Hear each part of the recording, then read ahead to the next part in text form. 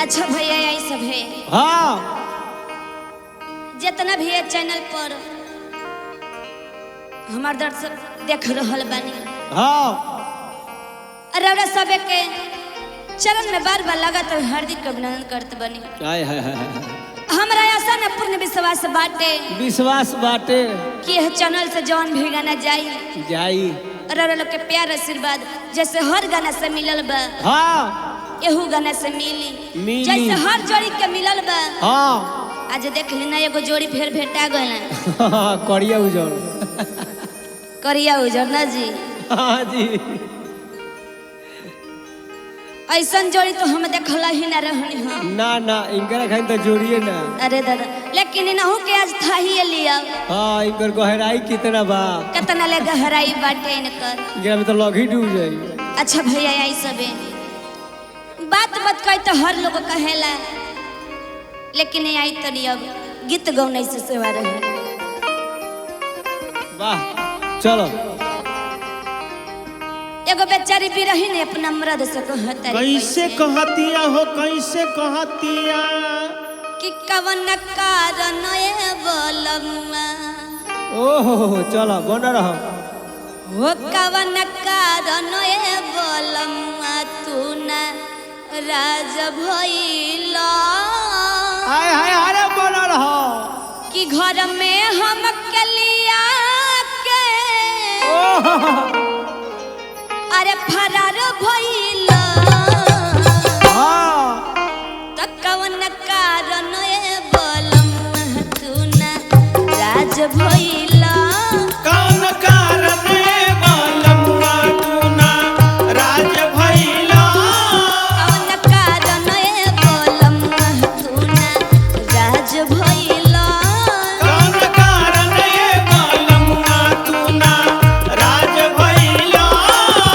घर में हम कलिया के घर में हम कलिया के फरार भइला।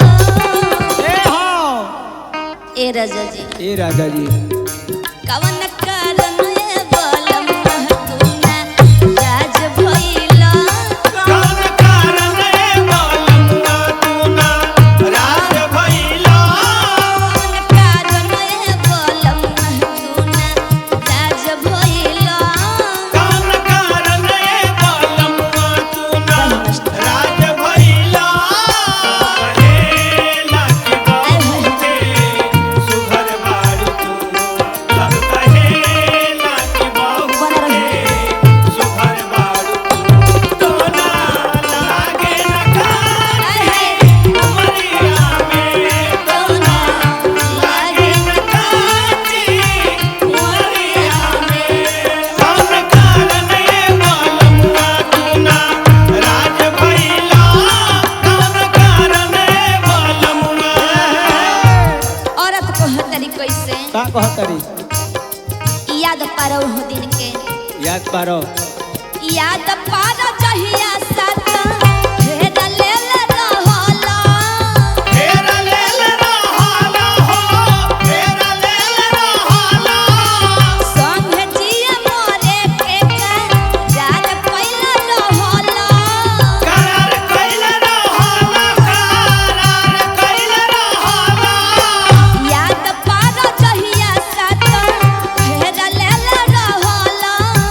संग जिया मोरे के याद पहिला रहला।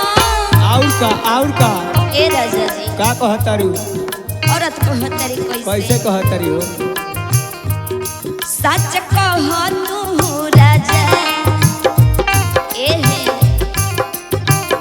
कैसे कहतरी का सच कह तू राजा का दार कइला। सच कह तू राजा का दार कइला। कौन कारण ए बोलमुआ तू ना राज भइला। कौन कारण ए बोलमुआ तू ना राज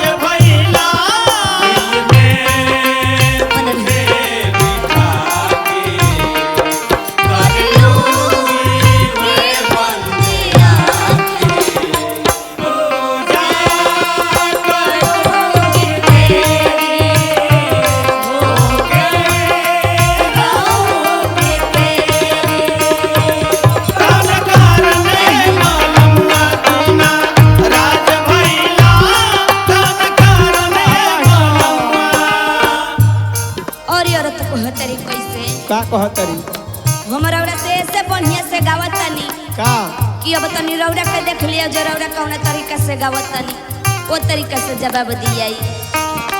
औरत को हतरी कैसे मनीषा के दिल के रहल तू ही आस हो रहल तू ही आस हो रहल तू ही आस हो। और को हतरी कैसे का भागरत पे हमारे तू ही रहल सास हो तू ही रहल सास हो तू ही रहल सास हो। मनीषा के रहल तू ही एक ही आस हो एक ही आस हो एक ही आस हो। भागरत पे हमारे तू ही रहल सास हो तू ही रहल सास हो तू ही रहल सास हो। लास्ट में तहरा से एगो बात पूछो तानी का सच सच बताइयो का बात के कवना तू सवतिन के बात के कवना तू सवतिन के उड़न बाज भइलो कवन कारण ए बलम ना राज भइलो कान कारण ए बालमा तुना राज भइला कान कारण ए बालमा तुना राज भइला कान कारण ए बालमा तुना राज भइला कान कारण ए बालमुआ।